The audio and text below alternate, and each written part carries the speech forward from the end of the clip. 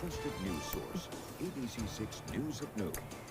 Good afternoon, everybody. Our top story today at noon, a plan to close multiple schools in Providence as part of a $500 million project is becoming more clear. This morning, representatives from RIDE touring one of those schools set to close right after this school year. ABC6 News reporter Yanni Tregellis is live for us at Broad Street Elementary, where he saw those conditions inside today. Yanni? Good afternoon, Doreen. Well, we took a tour of this Broad Street school, which is one of two schools that's going to be closing at the end of the year. The Lauro School as well, also set to close. And again, we went through this school today along with RIDE Commissioner and Kellen Confante-Green and really got to see some of the issues behind why they're going to be rebuilding and planning to invest $500 million into these Providence schools. Really inadequate conditions for teachers, students.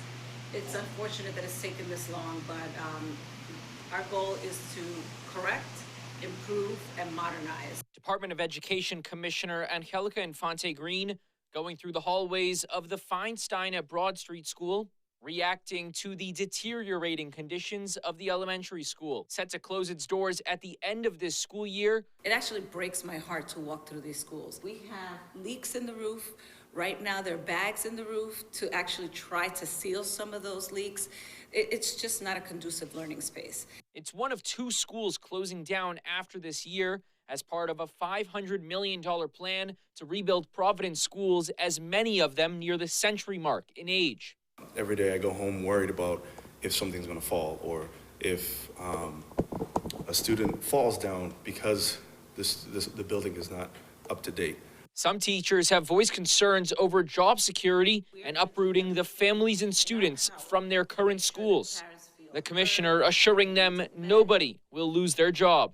I'm not saying it's easy, I'm not minimizing it, but at the end of the day, we have to make sure that they will be in a better place. Infante-Green calling this the newer and fewer initiative as Providence schools deal with a decline in enrollment.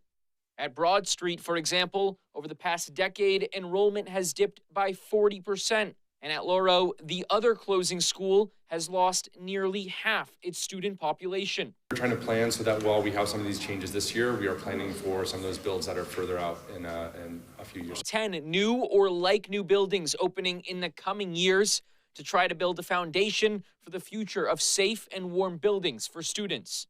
Every school that I went to, in particular in Laurel, we heard about the deplorable conditions.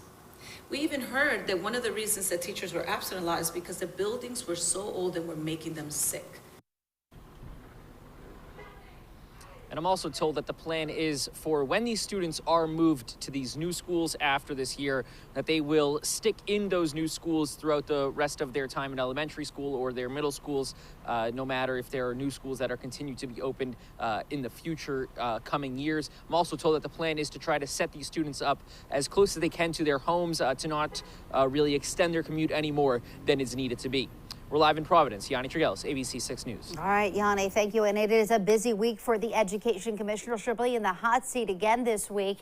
She, along with RIDE officials, will appear before the House Oversight Committee tomorrow with an update on how the turnaround plan is working in Providence.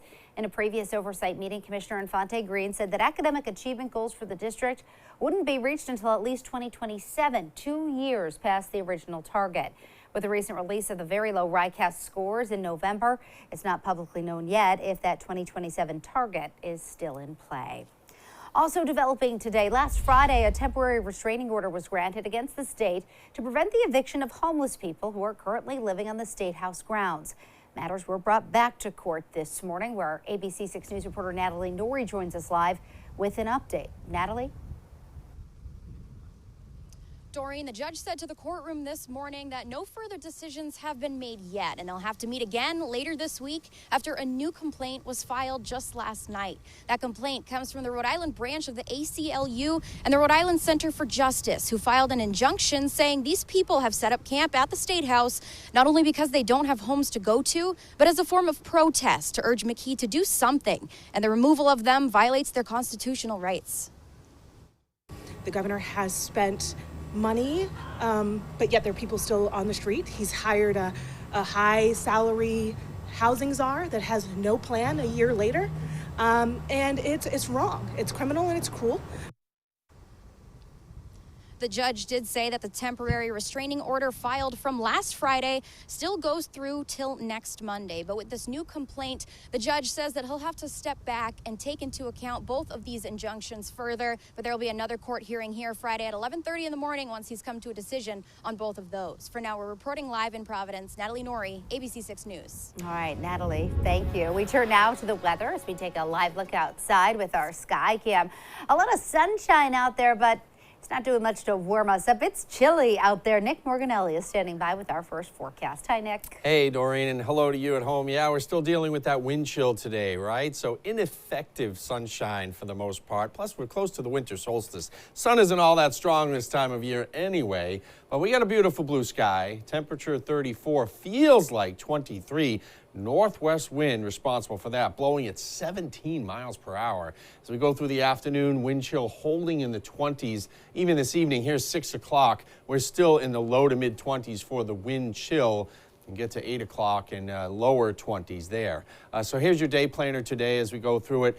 Temperatures pretty much holding in the middle 30s this afternoon, but again, it's the feel-like temperatures about 10 to 15 degrees colder than those numbers. We have a storm system that's throwing a few clouds at us from the northeast, but as we widen it out, here's our next weather maker. Rainfall to the west and a storm system that'll be developing off the Delmarva Peninsula and sliding south of New England.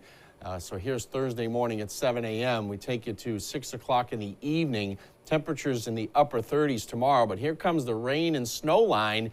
It slides right up from pretty much New Haven to Springfield and to Worcester. Points north and west of that are getting snow from this, but we've got rain here by the Friday morning commute, and that pretty much lasts all day. There's noontime for your Friday. So beautiful day today. Enjoy it. We'll talk about more on this rainfall heading our way and what the weekend looks like in the 7-day forecast. All right, Nick, thank you. Checking today's headlines now, a 16-year-old girl rushed to the hospital with a serious head injury after she was hit by a car in Warwick this morning. It happened just before 7 on Buttonwoods Avenue as she was crossing the road to get to her school bus stop in the Workout World parking lot. She was taken to Hasbro Children's Hospital, where police say she is conscious and undergoing treatment. Police say at this point the driver is not being cited in the crash. An Attleboro man is dead after the car he was driving crashed into a truck. Our ABC6 crews on the scene of this deadly crash Tuesday afternoon on Park Street near Tremont Street. According to the Rehoboth Fire Department, the 58-year-old driver crashed into a flatbed carrying wood. He was taken to a local hospital where he died from his injuries. 4 other people have unknown injuries. The accident remains under investigation. And another arrest in an unsolved rape case thanks to the Bristol County DA's Untested Rape Kit initiative. 37-year-old Patrick Avila indicted for the rape of a 13-year-old girl in Fairhaven in October of 2001. It happened after a school dance, after she was already raped by another teen. Avila was a juvenile at the time, but will face these charges as an adult.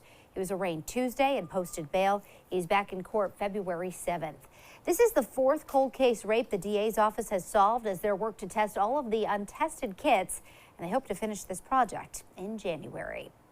Still to come here on ABC6 News at noon, a dark day in U.S. history. A look at the Sandy Hook shooting 10 years later.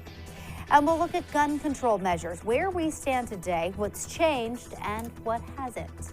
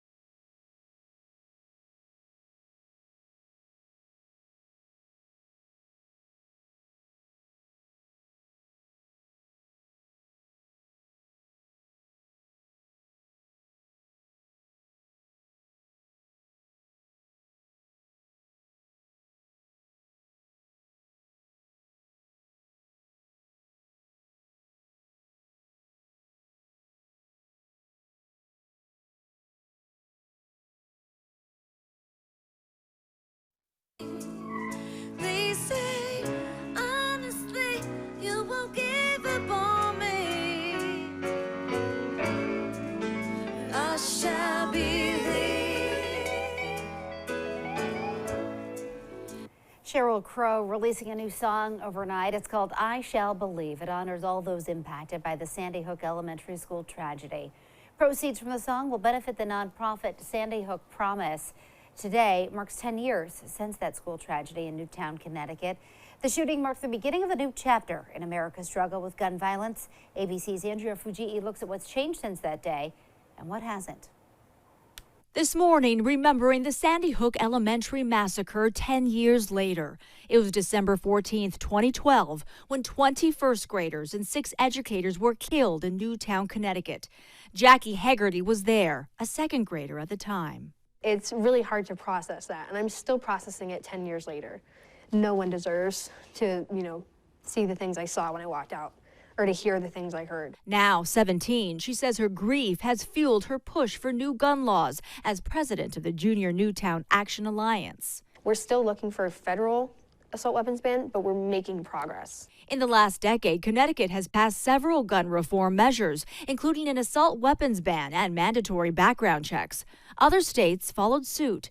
But since Sandy Hook, the nation has seen nearly 1,000 school shootings. After the massacre at Robb Elementary in Uvalde, Texas this year, Congress passed the first federal gun safety law in 30 years, tightening background checks and offering so-called red flag grants for states to help police and families confiscate guns from people considered a threat. But advocates like Nicole Hockley, whose son Dylan died at Sandy Hook, insist more must be done. These acts of violence are preventable, and that we all have a role in doing something about it. Connecticut's governor is introducing new gun control measures today aimed at changing concealed carry laws and requiring all gun dealers to be licensed. But opponents argue these new measures would punish law-abiding gun owners rather than targeting criminals.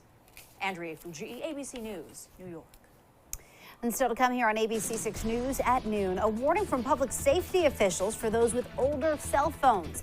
Well, you might not be able to call 911 next year.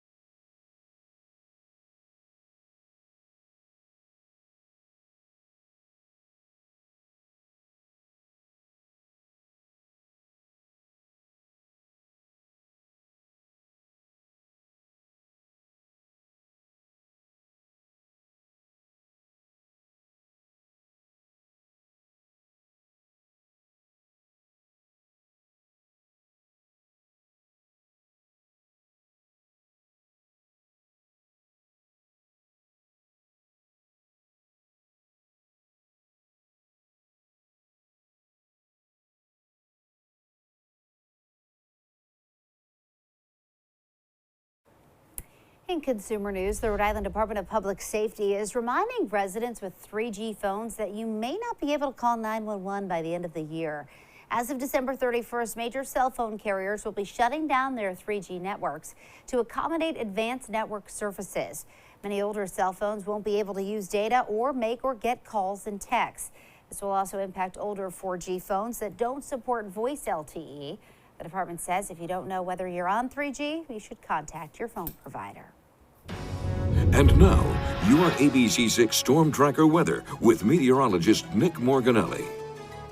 And good afternoon, 34 degrees. We've got the sunshine, but again, as we were talking about, the wind chill is the story today, and it feels a lot colder, about 10 to 15 degrees colder, especially when the wind gusts. But sustained wind is at 17 miles per hour, and then with that gust, it even feels colder. So the wind chill is with us through tonight. Then what else is on our weather headlines? Hey, if you haven't seen the meteors, well, we got the meteor shower peaking tonight. After that, it gets cloudy, so this could be your last chance for the Geminids, and they are pretty spectacular, as a matter of fact.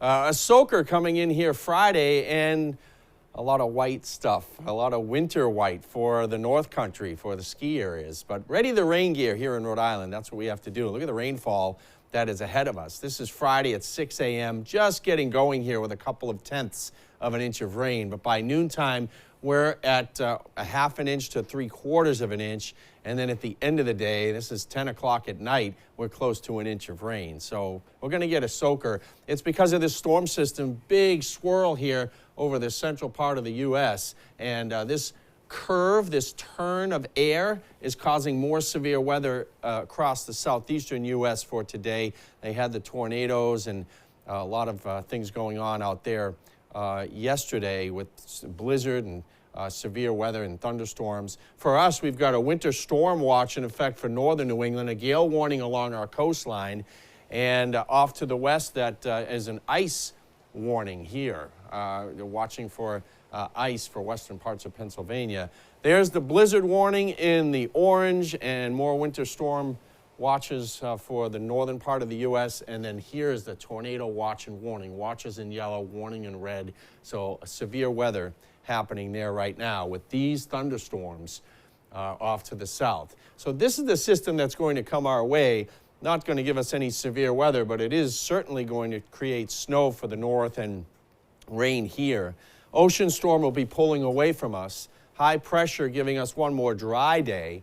But here comes the storm, and it develops and moves off the Delmarva Peninsula, and there's a coastal warm front that develops, which means east of that front is rain. West of it, you get the snow. And let's zoom in a little bit here. We've got a lot of snow falling north of Worcester and Keene, New Hampshire, Manchester, New Hampshire, right up to the Canadian border, out to the Green Mountains of Vermont, and even western Massachusetts getting into some of this snow. This is 11 o'clock Friday night. The storm's starting to pull away from us, and if we get into this little dry area south of this front, that would be late night Friday night, and then we'll see things calm down a little bit as far as the precipitation goes. So this is a Friday daytime event mostly for us. 28 tonight, starlit and windy. We got the Geminid meteor showers, and what do you want to look for? Well, look for those rapid-fire meteors late night. The moon is rising 10:15. It's almost a quarter moon, so not impeding that too much. And you can see them from inside as well as outside. Here's the 7-day forecast. And we look at clouds tomorrow, rain on Friday. And if you have travel plans for northern New England on Friday, New Hampshire, Vermont, be aware that it is going to be snowing there all day on Friday when we get our rain. The weekend sunny for everybody and temperature near 40. Doreen? Right, thank you, Nick. Might be good for the skiers. Still to come here on the news at noon, movie magic made right here in southern New England. A look at new technology taking special effects to a new level.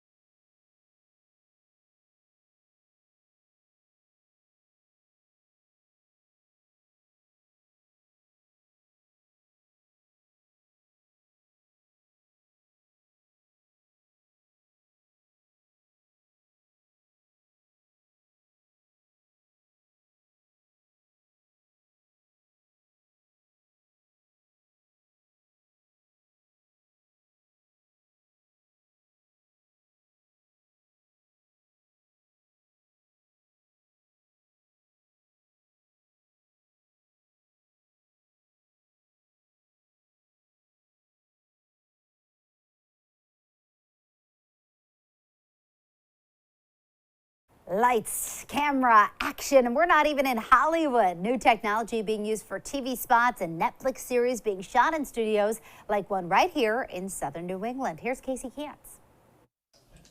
So welcome. So you're here in the Adventures volume. Which, if you're seeing it for the first time, essentially is a large room with black walls and a big LED screen. But what it creates is so much more. We're able to take 3D photorealistic images and create those, project those onto an giant LED wall. And when we're filming, we're able to blend both the real world and the digital world together. This amazing and revolutionary technology on display at the Adventures Virtual Video Production Studio in East Providence. Scott Mayoki is Adventures Senior Vice President of Video and Animation. So here we're just filming a scene that takes place in an actual, could be a home or an office environment. Or something much larger. Il a coulé. C'est la seule explication possible, sinon on l'aurait retrouvé. So the technology, a lot of people are familiar with Mandalorian and more recently 1899 on Netflix. That's Mary Sadlier. She's Adventures Executive Vice President and Chief Strategy Officer. Yeah, I think as it grows, you're going to see all kinds of geographic locations that are going to be able to be brought into the studio. So whether that's coming from other areas in New England or all around the world, you really can have the world right here in a studio, which is exciting. We have, producers, directors, designers, marketing folks, strategists right here in the state solving some of the world's biggest problems for clients. So this is just one other aspect of what we do. Something tells me it won't stop here either. Yeah, I think with AI, and you hear terms like metaverse is a very punchy type term. This is sort of a gateway to that. Because again, we're really blending the digital worlds with the physical worlds. So when we think of what AI can bring to the table and the automation that can transpire in the future, we're right there on the cutting edge, bleeding edge of that technology. Casey Cantz, ABC6 News. And when we come back, we'll check in with Nick Morganelli for another look at the afternoon forecast.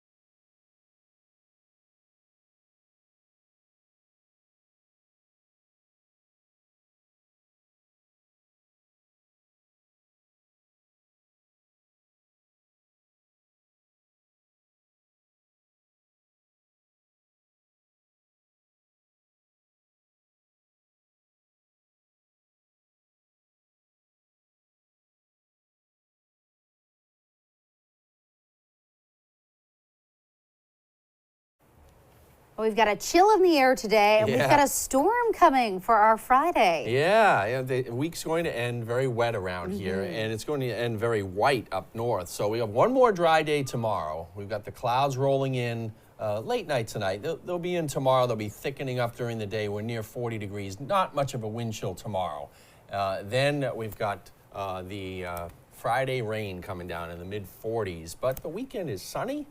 Temperature near 40 by day and 20s at night. It will be windy again on Saturday. But Friday's that day for the rain gear for sure. All right, make those plans. Work around it now. I know everyone's got their lists of things to get accomplished. I know, right? All right, Nick, thank you so You're much. welcome. Thank you so much for joining us for the news at noon. The news continues first at 4. Have a great rest of your day, everybody.